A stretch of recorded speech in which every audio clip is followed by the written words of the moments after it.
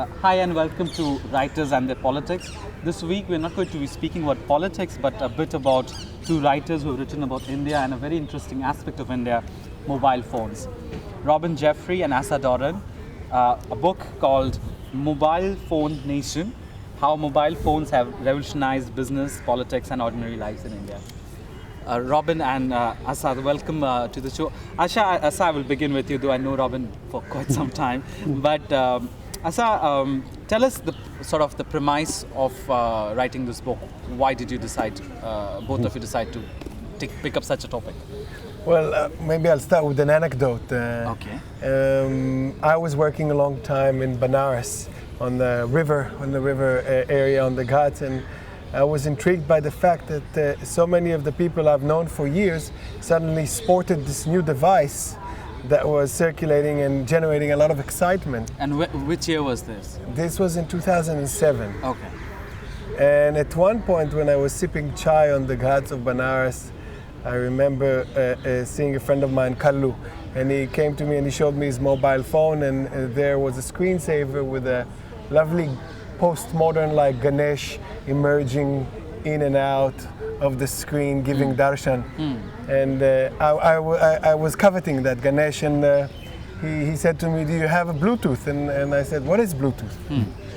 And this guy who was semi-literate, barely finished the second standard, immediately took my mobile, entered the innermost sanctum of the settings, turned on my Bluetooth and transferred the Ganesh to my mobile so I could get darshan too. But then he said, Bluetooth band karo. Because he explained that there's the whole kind of circulation of viruses. Yes. And the mobile phone swung into focus, and I understood this is a fascinating object, and the implications it has on daily life began to be revealed. And Robin too, who's been working on media for so many years, was intrigued by this. And so we decided to collaborate and start understanding what the implications of this small, tiny device that seems so ordinary and has become such ordinary facets of our everyday life. What is the consequences? What are the consequences for politics, for women? Yes, I mean, Kunal, you said we weren't going to talk about politics today, but in fact, politics is part of this. It's an important part of the story. An entire chapter on it, yeah. Yeah, and I mean, the example I suppose what comes out of our findings is that it's not so much big tech, that is the people, flash mobs that gather in moments of political excitement, or even the kind of things Mr. Modi was doing with his holograms during the recent Gujarat campaign. That's kind of glitzy stuff, but where this small tech comes in is the way in which it allows you to reach a whole lot of true believers. If you've got people who believe, this is a great way of mobilizing them, connecting them up, that's right, in ways that were just not possible before. That was particularly important in the 2007 BSP campaign in Uttar Pradesh. Okay, before we go to BSP campaign, if you remember 2004, BJP actually sent in pre-recorded voice of Atal Bihari Vajpayee. So suddenly I think all the Vodafone members were getting numbers were getting calls from the Prime Minister of India asking them to vote for BJP. Yes, and I mean the reaction we had when we asked people about that was often, it annoyed people because they heard the Prime Minister's voice, they tried to talk back, they couldn't do it. It wasn't a particularly effective way of getting at people. Where it has been effective, both in India from 2007 with that BSP campaign, and then of course in Obama's America, is to identify people who will work for you and then get those people to identify people who are sympathetic to you, and finally get those sympathizers to the polling booth on election day to motivate them to vote, explain to them why they should vote. So it's got to have human beings in it, but it's connecting human beings in ways that were never before possible. And that was very good. Now we're going to actually talk about politics and mobile phone. I did not actually think of it when you began. So interesting. Now you spoke about the BSP experiment. Tell us, what was it? Well, I think what happened in 2007 from the inquiries we made when we were writing the book was that the old BAMSEF cadre that Kanchi Ram had built, these were dedicated workers who used to go out. They tell stories about going out on their bicycles on Sunday afternoons to villages to tell the story particularly to Dalits. That dedicated cadre in 2007 for the first time was armed and organized through mobile telephony. And UP has 120,000 polling booths, each one with maybe 1,000 voters. And for many of those polling booths, there was a booth captain who was in regular touch with an organized campaign, and also, of course, in 2007, selling this rather unusual message of Dalit Brahmin unity, which was a rhetoric of the campaign that seems to have been relatively successful. And although the 2007 election was a low turnout of voters for UP, less than 50%, BSP won a majority in its own right for the first time and surprised all the pundits. Nobody thought that they were going to win it. But was this, I mean, I want a little clarification, was this usage of mobile phones on the polling day, or was it before? Long before. It was a build-up that went on over probably 8 or 9 months. So just like it happens in America, did they use mobile phones to actually call up their prospective voters and sort of involve them? No, it was the booth captain kind of people, the dedicated BAMSEF workers, who then worked their booth, the 1,000 electors. They were able to, in 1,000 people, you can know virtually everyone. You know who's sympathetic, you know who's not. And you work the sympathizers. And you also take instruction from higher up on how the campaign is to unfold. What are my duties? This week, we want to ensure that all the women voters who are sympathetic to our cause are on the rolls. That's your job. And at the end of the week, report back to your next up the chain in the party organization. And the BSP had that kind of organization for large parts of UP. And that, I think, they got their vote to the poll on election day when other parties didn't.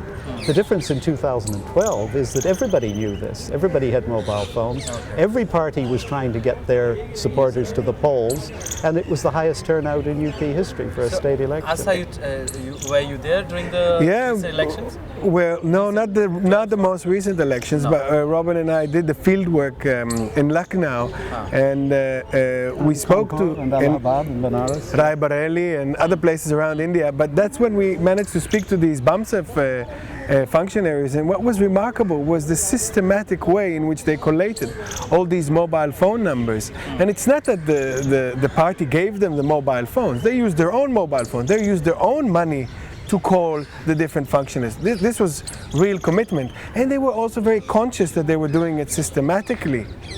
No, but I mean, that brings to the larger question, and we saw questions being raised about Obama's campaign using mobile phones, not just mobile phones, even internet, social media accounts and all. And it's all fine when it comes to getting all the Dalits and they're pinpointing it. But the problem begins in states like Gujarat, where the question is that whether Narendra Modi, who is allegedly anti-Muslim, would land up getting the roles. And in fact, 2002 riots, there have been sort of evidences that show that houses of Muslims were marked, and that's how they were, the rioters attacked them and all those things. So there is always a very sort of a dicey situation, whether at one point, yes, you can bring together a organization and you can get your prospective voters, but on the other hand, it could be as dangerous as you sort of but during the Gujarat time, in the specific time that you're talking about, mobile phones weren't as prevalent. No, I get it. Yeah. I'm getting it. But I am saying when you start identifying mobile phones in terms of knowing that these are your possible prospective voters, these are the people who are going to support you, these are the people who are not going to support you. Doesn't that also work in a negative way in targeting these other people who are not going to support you? It can do, assuming your lists fall into the hands of people who want to do terrible things. That's why this kind of organization for politics using simple mobile telephony, cheap mobile telephony amongst underprivileged, less privileged groups, it works in India, where on the whole fair and free elections are run. See, the other thing the mobile phone has done in Indian elections is improve even further the probity of the election process, because if something is going wrong, the returning officer can ring for help, a citizen can take a photograph and send it to the chief election commissioner, and the security forces will arrive promptly, or possibly will arrive promptly. And that can happen in India. It wouldn't happen perhaps in a Libyan election, an Iraqi election. So on the whole, that Indian electoral system is conducive to this kind of politics. And of course the Obama campaign began with simple telephony. One of the cries, I gather, in the campaign just concluded was at Obama meetings, the audience was called on to take out their mobile phones and text their mobile number to a particular, I think they texted Obama, and that got them on the database as sympathizers who had attended a meeting, and then things unrolled from there. You tried to get these people to work for you, donate to you, and so on. Again, I'm sort of going back to the old question.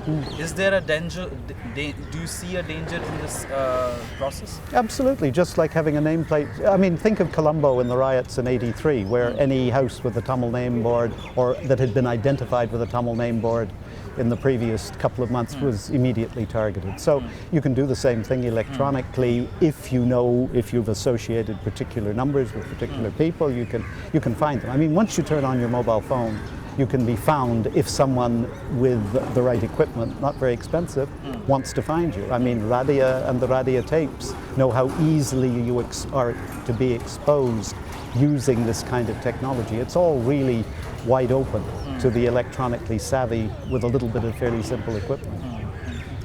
Tell us some more examples. I mean, apart from using the mobile phones to get your voters, is there any other ways that you guys have come across in politics and governance as such where mobile phones have come handy?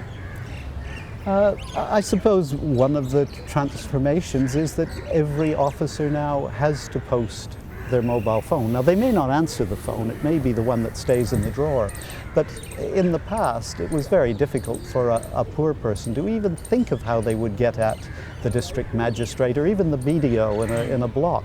But now they'll have a number, and most people have a phone or access to a phone. Now that's a transformation, I think. Indeed, we were with a senior officer, IAS officer, a couple of nights ago, and he was telling us that it's now considered an insult if someone asks him as a senior officer for his mobile phone number if he doesn't give it. It's almost like giving a slap. Because people want that now. Now you may alter a digit so the person gets it. There's all sorts of ways you can game the system. But I'm sure you're familiar with that technique. Yeah. As a journalist, it's difficult for not to get my numbers. Getting out of politics, one of the very interesting areas, I mean, I haven't read that book completely, but I was going through most of the parts. I found the mention of women and in household mobile phones have transformed. Could you throw a few, tell us a bit about that? What I found fascinating is that people that I've known for some years, teenagers that have become of married age, and I remember speaking to them about the mobile phones, and they had several. Ones that they could speak for different purposes and conduct various affairs and romantic liaisons.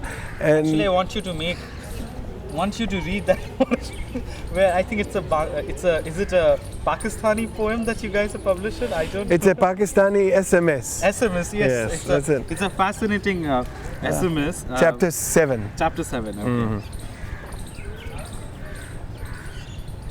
Oh yes, the awkwardness to terror. Read it out for our viewers. So this is this is chapter 8, and it's called For Wrongdoing. Waywardness to terror, but it starts with an epigraph, which is an SMS from a Pakistani mobile. It is an interesting SMS. Mobile phone user. So Dosti Jazz Wali se, and these are the various networks in Pakistan. Okay. So Dosti Jazz Wali se, make friends with a woman who uses jazz. Pyar U-phone wali se, make love with a woman who uses U-phone. Baat Telenor wali se, make conversation with the woman using Telenor. And gift lo Jong wali se, receive gifts from a woman who uses Jong. Date Maro Warid wali se, go on dates with a girl who uses Warid. Phir but Shadi karo bagir mobile wali se, marry the girl without a mobile. And this also taps into something that we found, at least in some areas, particularly Eastern UP, where many of the newly married women, when they leave their household and come to their in-laws, they're asked, by the in-laws to leave their mobile phone So they at see home. it as an instrument of empowerment in many senses. Of empowerment and mistrust. I mean, she had all the contacts with her friends, with her schoolmates, with her college mates. The mother-in-law doesn't want that. She wants her to be a paki bahu, you know, chaste, modest, remain in the household. With no contact with the outside. Exactly. I'm not saying that it remains like that. A woman does advance in the house hierarchy, and with time she can ask the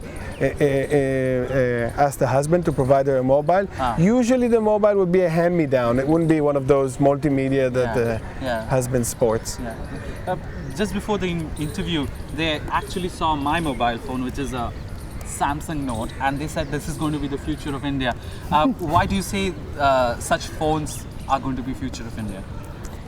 Well, the question I think is, if there's a really interesting project underway in India, which is mobile banking, right? We were talking to people who were initiating it, especially amongst migrant workers from Bihar and Eastern UP, and the transfer of money. And mobile phone has become so prevalent that it seems to us that these kind of mobiles will be, whether, I'm not saying it's going to be a Samsung one that is as costly, but cheaper ones of this kind similar would allow people to both conduct their transactions, so banking transactions, and enjoy all the spoils of the mobile phones, seeing Bhojpuri films on this. Not that they don't do now, but this is a much bigger and more friendly platform to do so with the smartphone. So and prices are also expected to go down. I mean, they're already going down. Yes, I think that's right. And you see, the other thing is that the mobile companies, which is another aspect of the book, the great financial investments that have gone into the infrastructure for telecom, there are now probably 200,000 kilometers of fiber optic cable buried across India, and that's an investment that Reliance, BSNL, and one or two of the other companies have made. Somehow someone expects a recoup on that investment. That recoup is going to come through interactivity, and it's going to have to be on a platform bigger than the current mobile phone, with a screen that you can probably watch movies and dancing on. That's a good news. I love big screens. So you're going to have bigger screens. Well, you don't want it too big because you still want the telephone aspect. Feel of it, So maybe that's what Asi meant. That's bigger than our mobile phones, and that may be just about the platform that evolves. When that can come, when what you have in your hand can come down to rupees 500 with a 200 a month plan to get the latest Bollywood movies, then there'll be a business, and somebody's making money at the end of giving that service. Then that will be a business plan that begins to make it pay off, and we'll have 900 million people. And you can still find nowadays you can find these kind of mock-ups, China mobiles in Gafar market or Lajpat Rai market. So maybe they're not of the same quality, but certainly more and more people are being attracted to these new smartphones. But tell me, I'm sure you wrote a book on mobiles, so you must be following the enormous tension that's happening within the industry at the moment. Just a few weeks back, there were talks about Airtel withdrawing its special offers. There are a lot of people are suspecting, especially the business journalists, that the prices are expected to go up because we had an enormous scam, the infamous 2G scam, where, I mean, whatever the nitty-gritties are, I'm not going into it. But the fact is that the telecom companies are complaining that they're not making enough money and they need to increase the prices. So in that situation, I mean, how do you look at this? Is it more of a sort of situation, a chaos that would one day sort of again smoothen? Yeah, I mean, I think there's every likelihood there will be a shakeout in the industry that will end up, I think now we have somewhere between 10 and 15 providers. Perhaps in 3 years there may only be 5 or 6, which wouldn't be a bad thing, providing they were genuinely competitive, and if the regulator were genuinely empowered, if TRAI, the Telecom Regulatory Authority, were to become a genuinely independent body that had perhaps fewer retired civil servants on it than it does at the moment. That, I think, would probably be good for the industry. Prices, I think, will go up because they've been artificially low because of this intense competition. But the good well, the interesting thing is that Indian telecom consumers are so price conscious. They're terribly economical. We all know the great missed call stories, which have kind of become less important in the last couple of years as calls have been so cheap. But if they become expensive again, we'll go back to all that wonderful miscalling where you miscall twice to get the grocer and you miscall 3 times if your wife is being seen in the neighborhood and so on. So that was a code system that many people had to absolutely minimize the cost. We'll go back to that again, I think, if prices rise. That people, I think, are terribly cost conscious with their phones. The other thing too is that governments have to be careful about making mobile telephony now too expensive, because it is as much expected by people as ration kerosene and so on.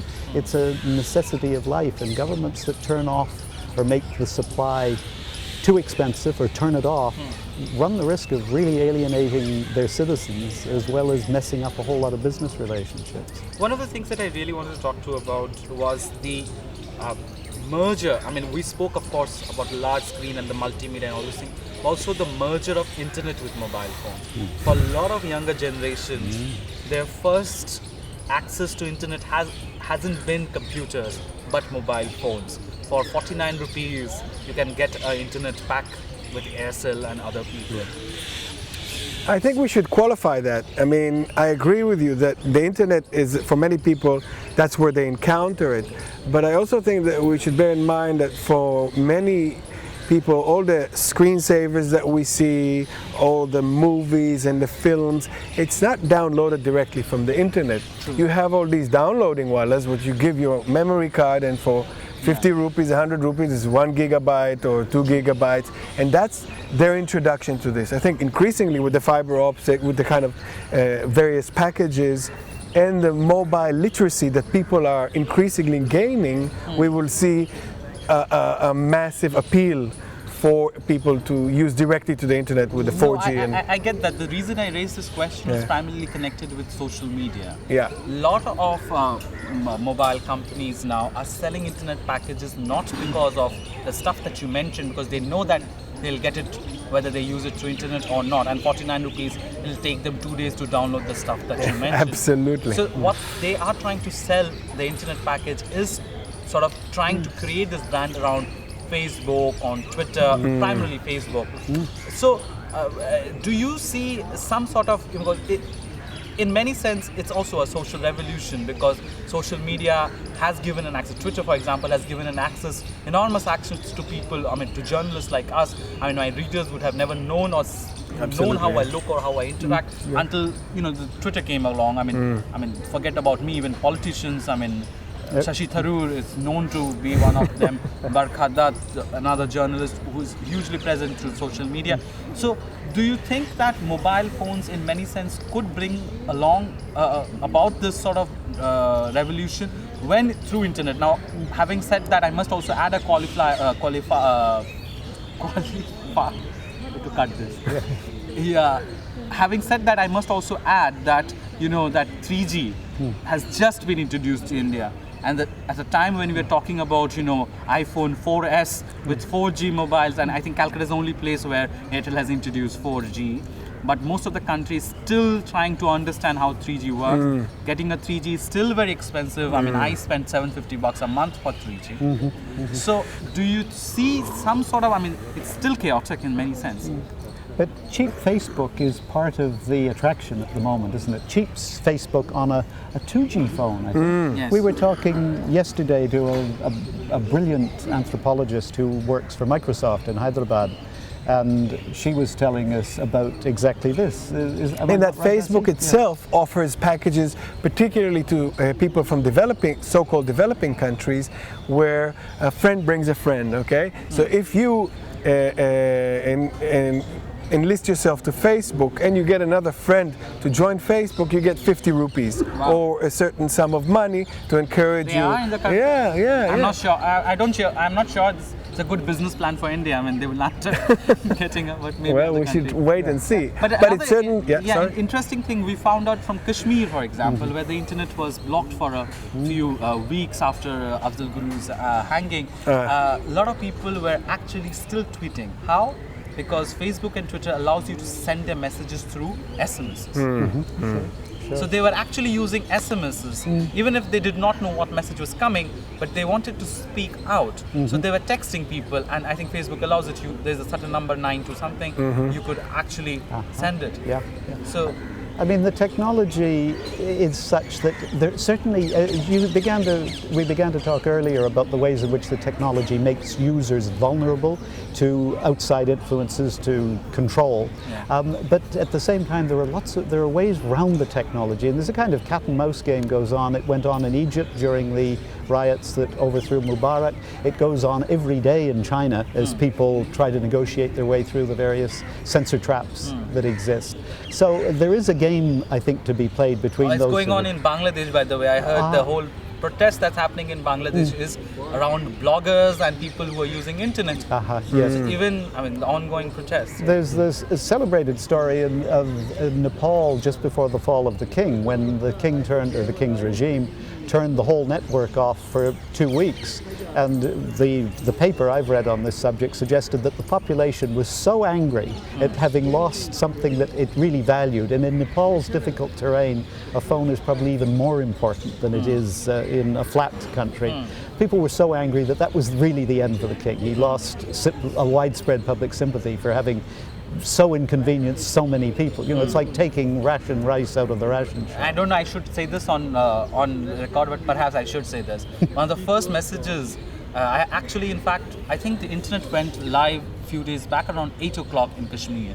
And I had a Kashmiri friend just come over, and he suddenly got a ton, like 12, 13 messages on WhatsApp, and all of them actually said, F-U India. In Kashmiri. So that was the first message that went across, because I don't think they were much concerned about, you know, whether somebody was hanged or not, but the fact that they were cut off. You know, the internet was off. Yes, I think it's one of those things that touches, once you've got virtually 100% availability, then when that's withdrawn, you're touching the whole population as virtually nothing else can. But do you both? I mean, one of the major excuses that political parties speak about when it comes to, why don't you connect people to social media? And when I'm speaking about social media, it's connected with mobile phones as well. Is that there are hardly any people who have connection on internet. I mean, they give the statistics, 10% or 15% of India has connections on internet, and perhaps even less when it comes to internet on mobile phones. Do you see expansion when it comes to, improvement in the mobile phones? I think the platform at the moment, that is the simple, cheap mobile phone, in which the main method of communication is still voice, is going to be one in India for the next 10 or 15 years. Are you sure? Well, I'll tell you why. Because until you get widespread literacy, probably in Roman script, you're not going to get a lot of punching in of keyboards. But you do have a lot of companies like Nokia and others who are coming up with apps. Devanagari script. But it's difficult, as I understand it. What is coming along are apps that are going to be largely visual, but that's going to require a slightly better phone. Yeah, those apps can't happen. Exactly. I mean, it's the story of Nokia, isn't it? Nokia versus Samsung. Samsung went for smartphones and Nokia stuck to the basic phones, thinking that's where the market is. And look, Nokia had to shut down its last company in Finland. Well, that's what I'm saying. When you get your phone for 500 rupees, which is probably only 2 or 3 years away, don't worry, there are phones which are cheaper than these which can come for 500 rupees. But I mean, that size screen with that capacity, then everybody will do it. I mean, what's important is not, I think, in the Indian circumstance, to put a heavy emphasis on literacy. I think visuality and audio are so important, simply because of the multiplicity of scripts. I mean, if, let's say we did get a nice Hindi keyboard, what would that do for me as an Oriya or a Malayali? I'd say, well, where's mine? And then it would be developed. But all of that's costly, whereas audio we've got, and if you can develop apps that are largely pictorial, iconic, but that can only happen when one moves to sort of smartphones. You're going to. That's right. That's why we need the 500 rupee. But don't forget, we've got the Indian companies like Micromax, Lemon, Carbon, Spice. All of those are using China mobiles with an improvement, with an edge on them, and starting to provide these smartphones to the masses. So I think Robin is right. We're not that far away from people utilizing the smartphone platform and mobile literacy, which would be catered and customized to this Indian audience. It's a very interesting point that you raise about apps. I mean, the fact that India does have a large number of illiterate people and they can't perhaps read or write. The voice is the only thing. Apps, perhaps visually, it's a fascinating analysis of the whole thing. Well, I mean, Assi's story about his friend with the Bluetooth was working largely visually. He knew how to work the 12 keys on the keypad, and he certainly knew what the pictures were indicating when they popped up on a screen if they did. So we finished the introduction to this book with the story of a friend of ours who's an Australian but bilingual. He was raised in India, so he speaks Bhojpuri, not just Hindi, but Bhojpuri. And he walked onto a building site in Delhi earlier last year in 2012, saw an old labourer on the site with a very nice cell phone. And the old man was taking a break from doing whatever he was doing on the building site to play around with a cell phone. He had a film running, he had music running, and he clearly knew how to drive the phone. And although he looked very poor, he upgraded to something pretty classy in the way of mobile telephony. So that's, I guess, it leads on to one of the critiques you sometimes hear from the old elite. They say, the poor people are wasting their money. They're talking to each other, they're gossiping on the phone, wasting their money, or they're playing some silly game on the phone, wasting their money. But it's their money to waste, and they could be spending it in the toddy shop. Yeah. So it seems to me it's not a bad way to put the money in. And who knows whether they're wasting it? They may be, writing a Twitter or communicating with their member of parliament. So if you have actual labourers on Twitter, that would be interesting. Well, it may come. But perhaps it might come. Thanks a lot, Robin and Assa, and do pick up this book. It's very interesting. Oh, thanks, Kunal. Thanks. That was great.